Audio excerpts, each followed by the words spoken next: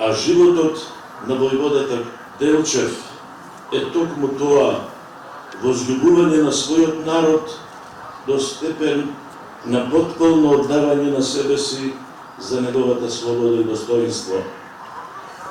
Патриотизмот во својот вистински облик, каков што тоа кај Гоцета е благородна појава и носи со себе почит кон сите народи, вери и култури.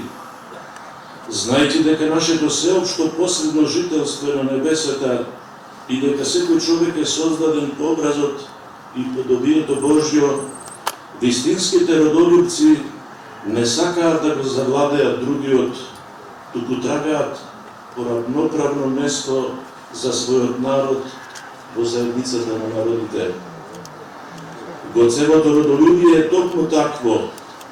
Тоа е дел од неговата целокупна визија, која што, како што вели еден од најголемите познавачи на неговиот живот и дело, историчарот Полјански, е визија за светот на слободните народи, проткаена со длабок хуманизам и возвишеност.